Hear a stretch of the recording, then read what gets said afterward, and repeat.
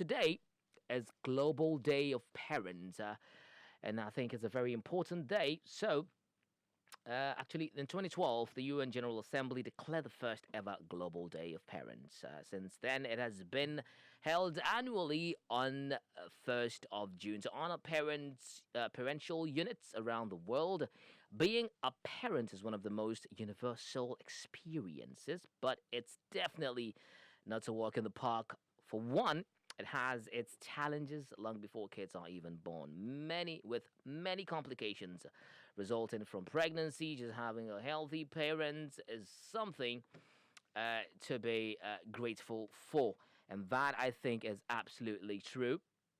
It is very, very true that it's actually a blessing to have both parents. First of all, it's actually another blessing again to have both parents being responsible. You know, to playing the role they're supposed to play. You get me? Because I mean, everybody can father a kid, but not everybody can be a parent. Because being a parent is more of like an extra mile thing, like it says here that it's not. A walk in the park. It's a difficult thing to do because one doesn't even know sometimes how to go about how to even raise a kid. Sometimes, trust me, it's not in a book. It's not like there's a pamphlet or a guide that one parent reads and hey, just take it and read it, you'll be fine. No, it depends on every home where you're coming from and all of that. So today is the day that we're definitely appreciating our parents, mothers, fathers globally. However, our own conversation today is more of the conversations that parents have with our younger ones, their children, our brothers and sisters, our siblings, and what have you, even us ourselves. Sometimes you kind of like find yourself in this space totally lost, and you find it difficult to connect with your parents to have that conversation. Maybe you might be very naive, actually. But they don't even approach you to tell you A, B, C, D because some spaces will find it, it's a taboo. He's not even up to age. I don't need to tell him this and tell him that. But yeah, Epiphania. Global Day for Parents today. Yeah. So yeah, we're celebrating. We need to definitely celebrate our parents because it's not an easy thing being a parent. I mean, I wonder how it was like, what they had to sacrifice, what they had to let go just to give me what I want and all of that. But there is more to being a parent than calling you, Tusu and So's father, Epi's father, Daniel's father, mother. There is more to it, isn't it? Yeah, I mean, parenthood is a whole lot of things.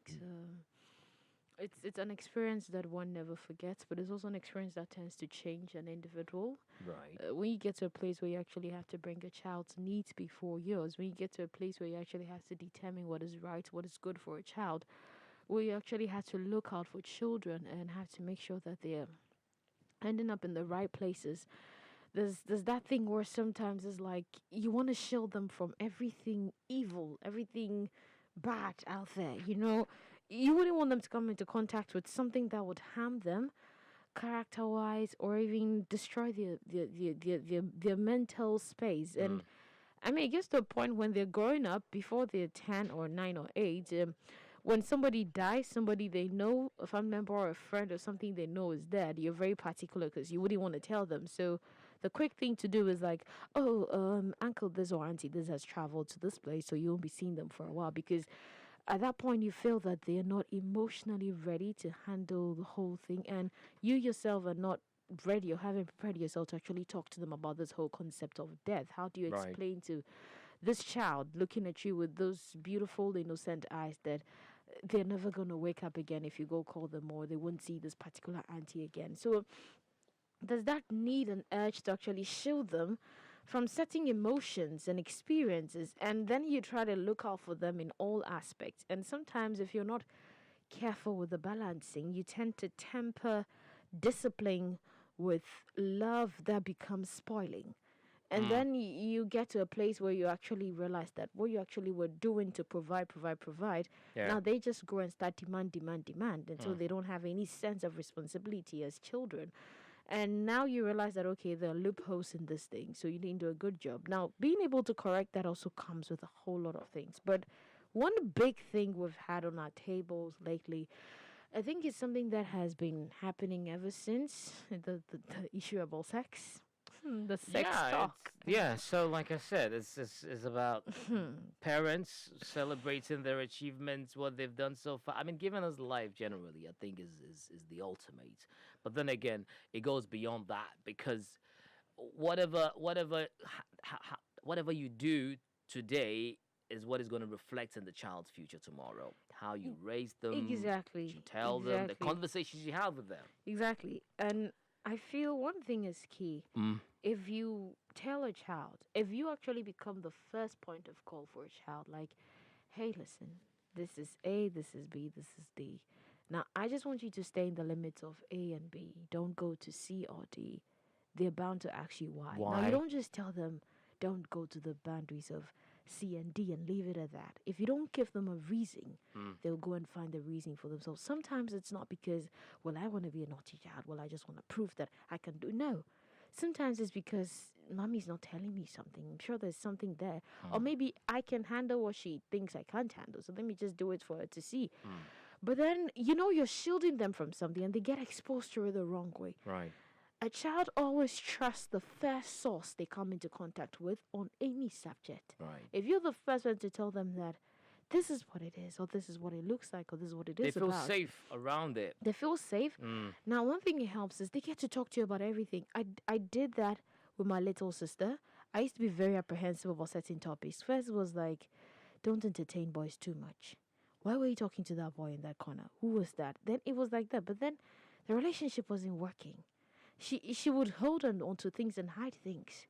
Then I was like, okay, fine. You know what? Let's sit.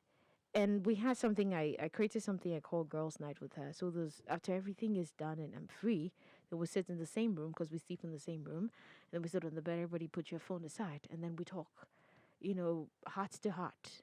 Tell me this. And I tell you everything I know.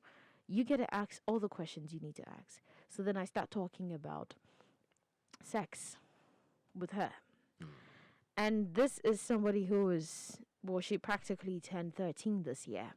And you would think that, oh, she's probably new to the topic. And I speak like probably 4 sentences, and she gives me like a whole paragraph. And my eyes are just like, So how did she know? Did That- she that get is- that conversation with is her? the question. Did she have So that conversation with apparently- her parents? And not with the parents, but apparently, look, children are using phones, smartphones. There's Yeah. internet everywhere. You can And explore everything. Huh? Right now we have movies that are filled with sex scenes. You don't expect a child to watch and get there and then just skip past because Yeah, what? they want to see. They're They very want to see what eager is, and to they're just know. wondering what is happening. And if they don't get the right person to Yeah, ask, they ask their friends. And for those who have been exposed in the wrong manner or something, oh, is this, you can do it, you can try this. And then before you realize Yeah. your child is moving down a path where you are not even aware they are in that path because you, the parent, believe, oh, they haven't gotten there yet. So I want to wait till they get there. Look, what you Yeah. are waiting to do, somebody has already done. And in the wrong way. the thing is, look, we're not speaking as parents here, but I think out of experience that we've had over the years with our younger ones, especially, and the things they do, and you get to realize that it's as a result of that disconnection in terms of communication from our parents to these ones. That's where you realize that, oh, so because they don't give, hey, what are you doing? This and that. I remember Take it those. easy. I remember there was a time in Take it primary. easy. I think I was in class 3, Right. and I had a crush on this boy in the class. Oh. And oh, his name was Bernard. Yeah, take a picture very well. Yes. You're not serious, Avi. Don't his do name that. is Bernard. His name was Bernard. And Oh. he was really cute. Had What's up, curly Bernard? How hair. you doing? And he was, I kind of like super smart people. I don't know, like smart He's guys. super smart. He was super smart. He just had a problem with one of his legs, so he always wore jeans instead of the usual khaki. Okay. But we're cool like that. And I used to watch Nigerian movies with my mom then. And guess what I did? So you transported the Nigerian movie. To my dream. I dreamt and I'm I sorry had the guts to go to school and tell my friends. that you like him. I like him, and I told them the dream I had. Oh, And dear. the dream had excerpts of what I had seen in the movie. Oh, come on, really? No, like I mean, it was some. It happens. So I go and tell my friends, and it spreads around the school. And then Yeah. my class teacher gets to find out, and she's this no nonsense type of a woman. Yeah. And the next day, I'm waiting with my dad, and he instead of just dropping me a going, he comes down with me, and I'm just, why are you going? He said, oh, your class just said she wants to see me. She has something to Right. discuss. Then my heart just goes like boom boom. Yeah. Mr. Bernard's topic in there, I huh? said everything. Right. My father said no, he's going to go, and that they reported me that this is what I went to do. I watched a movie, and they didn't even know I had watched a movie. Anyway. But then my dad beat me. Yeah. Yeah. You deserve some of those, I believe. For what? I don't know. You For shouldn't have said dreaming? anything. You shouldn't have said anything. That's the first place. It's just a secret. No, but you see, it tells So- you that if you even have any of these things and you talk about it, there's the fear to ever mention Yeah. sex to anybody Yeah. who is in Yeah. the place. Exactly. Yes. Yeah. No. Right. Because even if I won't talk about so it. we actually because one of the reasons why we kind of like focus in the conversation on sex education and that particular conversation between parents and children is, I mean, how rampant the issue of sex is lately. You know, predators are living in our societies and taking advantage. Of each other. Oh, let me show you how to do this. Let me show you this, and then they are eager Just- because they don't get that. Uh-huh. Just today, actually, one teacher, Mm. a 41-year-old teacher here in Abe's Ghana, Right. was actually taken to court just today because he actually had sex Imagine. with a 15-year-old girl. Imagine, you know. And sometimes it's not that they force them to do it, but because of the they're so eager. They want to know what is this thing that this man is trying on me, or this woman, or whoever is trying to prey on me, you know. So we have a conversation, just a bit of sound bites that we got earlier with some parents and some youths as well, and their take if their parents do really have these conversations with them, because it's very, very important. It's very, very important. And that's the reason why some families will think, oh no, it's a taboo to even talk about it. But it's not. Oh. Anyway, let's take these voices. We'll be right back after the first two. Stay with us. Yeah, as a parent, I believe it's definitely important to give your kids sex education, because that way they know the various risks and responsibilities and dangers that come with engaging in sex, so that they're able to make smart decisions, as they grow older. Alright, growing up, my parents never spoke to me about sex, yeah. And as to where I had my first conversation with sex, I actually don't know where home, but then I I, I believe it would definitely, or it was with friends, yeah. Yeah, it was with friends. So I think down the line, yeah, I got to know everything from friends before. I think when I hit 18, 19, thereabout, yeah. Yeah, that was when my mom now told me, hey, I'm fertile and all that. And even though one, she wasn't into detail, okay, it was just that I have to be careful with who I am with, and I have to be careful, like when it comes to mingling with ladies and all that, cause I'm that kind of guy. Like I have so many ladies around me, and my mom knows. So yeah, she's always like, yeah, meant to me ball, like school, this kind of that. But it doesn't tell me, oh, Kwame, you need to do this. I mean, when you talk about sex education, it has to do a lot, as in, what you are even supposed to do, even if it has to do with intercourse, like you protecting yourself, like these sexual educations and all, like that wasn't what she was saying. Her says like and blah blah, like she can just hit a point, okay, but you get it from friends. I mean, friends tell you this, friends tell you that, yeah. I think down the line too, my uncle also came in, and yeah, cause I had a personal relationship with him, so yeah, he was the one telling me, at this very stage, I mean, you are fertile, so when it comes to women, once you once you once you cross a lady, there's a probability she's gonna be pregnant, and once she's pregnant, this is what it is. It affects your education and all. Okay, yeah, but all these things never made sense to me. Like I feel it was just my um my notion about all these. All I right, love Africa because Global Radio. whatever be the case, people are going to advise you. People are going to say what they want to say and all. But All right, the you show are is not willing. Africa Daily on Africa Global Radio, and yeah, you heard it. The first one said, "Well, not really. He's definitely gonna have that talk with his children. Yeah."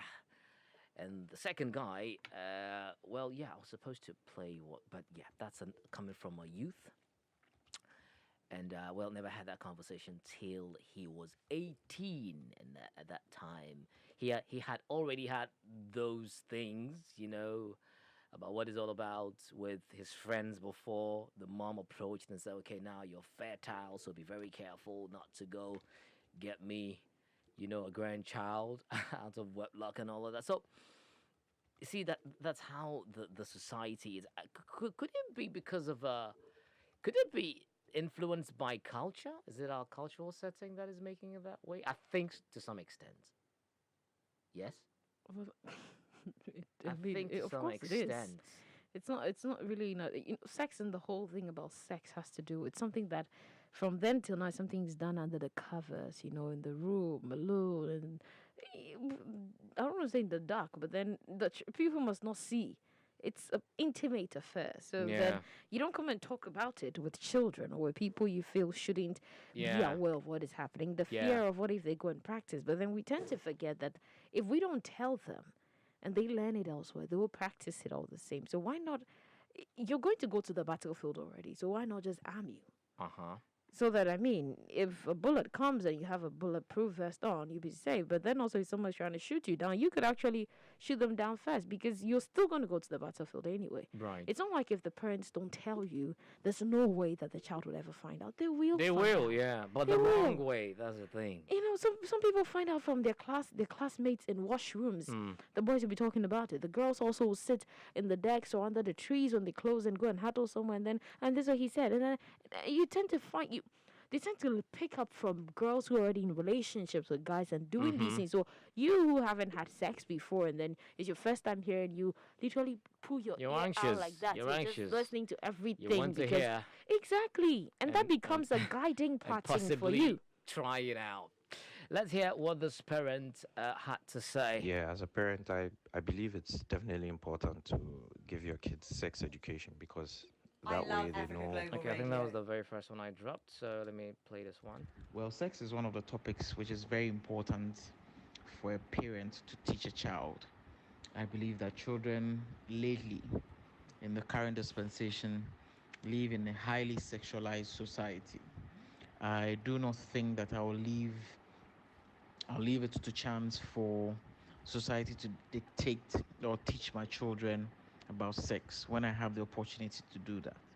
So yes, I will do that myself so that when they go out there and they find further information or insight, they will not be caught wanting or it will not come to them as a surprise. I mean, it's also an opportunity for me to instill some family values into my child. It is one of the ways that I believe um, also starts a conversation, sort of a communication, an open-ended conversation or communication between myself and my child. So, have you ever spoken to your daughters about sex education? No, Do you intend to do that? yeah, When? when they are 15.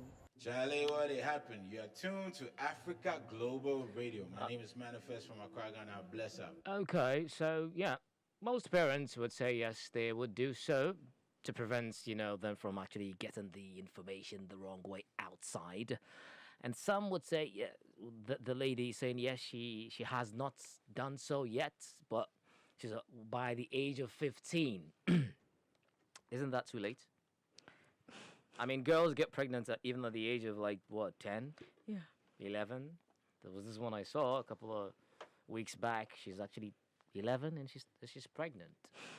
Yeah, and it has to you just have to perform a C-section on her to get the baby out. I think we parents need to change their outlook. As society, we need to change our outlook on how Yeah. we see sex. And Yes. Yeah, I yeah. mean, there's one thing. Uh, I told my little sister, and I tell my little boys as well. Like, look, if I tell you don't have sex, I can't guarantee you won't have sex. Your little boy sounds like No, you're a like mother. no. I mean, brothers. You get what I Right, mean? now Yeah. you say it. Okay. We get into the act, you understand it. But I'm just trying to say, you tell them, and it's Mm. like, because one thing I've realized is you can't control how a human being behaves, and you can tell them don't do it, but when they are facing it Mm. in the heat of the moment, see that thing could just fly out the window. They would just forget what you said. Right. So I'm telling you, don't do this Mm. because you're not ready for the repercussions or the consequences of that action. Mm. But the most important thing is I'll let you understand. If you do it, this will happen, that will happen, that will happen. Whose life are you going to wreck? Why not feed them the Yeah. truth? Yeah. Let them understand and Mm. know. Because look, we have older men out there who Mhm. take advantage. I'd say my first encounter in not sex per se, but when you say someone actually did violate you in a sexually related way, was with a teacher. Right. And you don't know what it is. You don't understand why it's happening, and you can't tell anybody because everybody seems it's like Start looking at you like that weird you kid. know Huh? the minute you even mention something related to sex, everybody gets angry. It's like they just take up some defensive stance. Why are you asking about that? So then, how You're not does supposed to be talking about that. exactly You're how, too young, huh? how does the child feel safe? But I think you see that's how it used to be back in the days. Society times have evolved, so generally you need to adjust and move as the time is moving. But I think most of the times.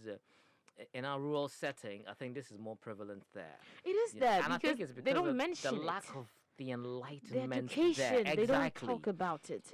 It's still there. So a teacher So- catches you in one corner, and then you can't and you tell your know, mom. Exactly. The next minute you're pregnant. And you know, it actually explains the high rates of pregnancy. Teenage pregnancies as well. Because they don't like you're not supposed to talk about this. You're only supposed to talk about this when the elders are gathered, the women are gathered, and there's an issue, and then you can't even mention the acts. It's like abomination. I mean, we see this in most of these Nigerian Sometimes movies you and just all. you just want to get your Yeah. mother away because the minute you mention Kwam and your grandmother is dead, that Yeah, auntie of yours, your hey, mom, I mean, they're like, woman, take your daughter inside Fireworks. and talk to her. This kind of way, and they will not hit it right on. And I think it's also our educational system. Also, it's a bit deficient in that space. I think. Well, yeah, we I think what class did you learn about reproduction? I can't remember, Was but it I in know high it's in school or JHS? I think JHS. But JHS for me was just like they just touched lightly. I mean, well, focus. It's just about Topic. examination oriented kind of teaching. It's like, yeah, And even this is the pubic hair. It grows when you and this, attain your, puberty. your voice actually Your- deepens. exactly. Then So it was we don't really go, to the other part where you start feeling this way. It's normal. Trying to resist, get yourself engaged in other some activities. Yes, extracurricular even some of those activities. extracurricular activities. We don't where get did you them. even get them? So there's a clear disconnection. I mean, in school where maybe if you don't get these conversations in school, you can get them. You don't get them at home. You can get them at school. It's not there. What is there is about your organs. Yes. Yeah, So you label the parts, reproductive, and that's where all. the Nobody baby, nobody this, actually that, talks that, about that. the act and But what leads to yes, it and you how know, it happens and how to deal You with get it. me. So And- there's that total And there's that disconnection. stigma about if you're a girl, Yeah. a teenage girl or a girl, then you actually do go and engage in it. Unfortunately for you, you get pregnant, and everybody looks at Yeah, you that's when weird you with become that an eye, like, outcast, yeah. oh, so you did it, Because you know? see, the thing is, why I'm even more keen about the educational system is that, I mean, our teachers play the role of parents In schools. because they are molding us in a certain way. Yeah. That upbringing that you may not get in the house, you may get it in school. In school, yeah. Some of my friends say they became who they are today because of the school. Yeah. Not the house. Because house, mommy exactly. they didn't have time. Well, you Daddy spend didn't have majority time and of your all that. time in the school Yeah, than you do Exactly. in class. Let's listen to some youth as well on this particular issue. Okay, so my parents never talked to me about sex when I was a child. she started talking to me about it. My mom actually started talking to me about it when I was of age, when I was around 80. But as a child, she never spoke to me about it. I had my first sex conversation with my friends. With my friends. That was after I tried it and then I spoke to my friends about it. And we had all those chit chat, you know how girls are. But I never had the conversation with an older person until I was old enough. Before my mom, especially, was telling me that if I want to have sex, I should do it with a condom so that I don't get pregnant and all that. I love Africa Global Radio. So for my experience, my parents actually spoke to me about that, but it was the normal, don't do this, don't do that, sanya money, that kind of thing. Yeah. But as to there's like maybe sex education, like how, oh, maybe do this, don't do that. It wasn't really detailed. In our African homes and in an African setting like this, it's like the conversation of sex, it's kind of restricted. Okay, the conversation of sex is kind of restricted. I agree with her to some extent, in an African home. But yeah, well, not generally because times have changed and it depends on the setting as well. So in some rural parts, I think some would want to try to tell their kids, but it's all about 18. You've attained puberty now, so someone actually tried it. She said she had already done Yeah, so she the mom tried it didn't even know before. she had done it, and Yeah, You tried see? it, talked about it with a friend, and then later on, the mom came to you're Right. late to So the that's, party. That's why she sits that far, like, Mama, you don't know what's happening here. That's the thing. It's like But you're yeah, late to the party. Exactly. Let's listen to this one as well. My father never sat me down to tell me about sex. My mother never did. But the only thing my father constantly told me was that if you ever get pregnant, just know that I'll disown you and I'll stop taking care of you. And it really kept me in check. And then I remember one of my friends' fathers also telling me that, well, it was passed on from my friend to me, that the father said that if if ever a guy asks you out at this point in your life, that was in primary school, it means the person wants to destroy your life. I love Africa Global Radio. Okay, so for me, I never heard about sex from my parents, like none at all from, but I got the experience from school. That's when they're teaching life skills or this reproductive system, everything about it. So I got it from school and also from people's relationships. Like they talk about, oh, this happened to me and my boyfriend, this and that and that. So yeah, that's how I learned about sex. So I pick one or two things from the conversations people have and then what I was taught in school. So yeah. I would definitely educate my child in his or her teen about sex. You see, sex is everywhere lately, and children are exposed to sexual materials both online and around them. So, as a parent, speaking to your child about sex, it will rather help and shape their views about it, and it will also make them make the right choices, as well as clearing every misconception they may have about sex. So, personally, I will surely speak to my child who is in a teen about sex in order for them not to make any wrong mistake or, and I say wrong mistake, yeah, any bad choice or a mistake. So surely I'll definitely educate my teen child or a child who is in his or her teen about sex. I love Africa Global Radio. Well, another parent's right there, but, most of the youth, I never had it from my parents. I had the experience outside and later on and this and that. Yeah, but you wouldn't blame the parents too sometimes. It's because of the way they were raised. It's kind of like it's passing down to generations and all of that, unfortunately. Yeah, Epi, let's wrap up. I think the only thing I can say is a quick advice to the parents is sometimes, yes, the way you were raised. One thing I want to say is, look, if they did it to you and didn't work for you, it doesn't mean it's going to work. The fact that something worked for you doesn't mean it'll work for somebody. Yeah. Be abreast with the times and the generations. And This is a time where information is everywhere. If you hide it, they will find it. So why not be the one to tell them about it? And one thing for mothers that you can do, especially if you have very young children, is occasionally, time to time, check them. You know, there's a way you check a girl. You're bathing for her, or she's bathing, she's done.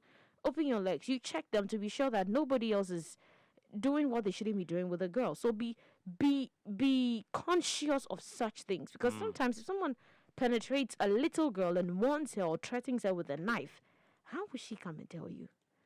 There's the fear in her. So Right. sometimes you also have to go beyond that and check them and stop when we are watching the movie and they get to the sex scene. Hey, Kataweni, close your eyes. Yeah. Go and bring me water from the fridge.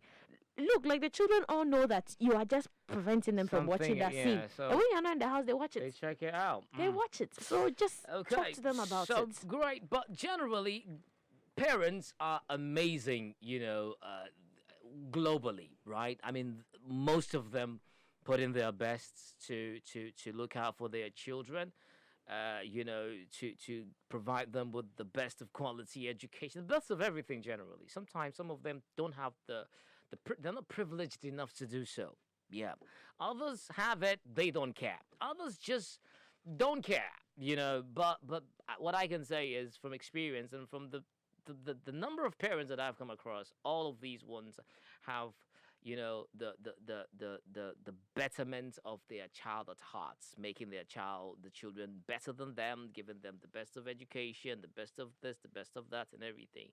But sometimes it's not just about providing the best, about the best conversations, But parents definitely, and we celebrate you today, and let's continue to make the society a better place. And of course, to various institutions that have actually, kind of like laid off some parents' families. I think, well, something can be done as well from our stakeholders, governments, and everything, because yes, COVID-19 is here. And imagine if both parents lost their jobs because of the way that the economies have been crippled and what have you. So I think it's another conversation that can be looked at as well. Maybe, some incentives, something, because they have children and they need to take care of these kids and all of that. So yeah, thank you very much for joining us. You can also share your thoughts with us if you listen to the show later on demand on africaglobalradio.com. Thank you, Epi. And thanks to all those who contributed and sent us their voices and their opinions as well.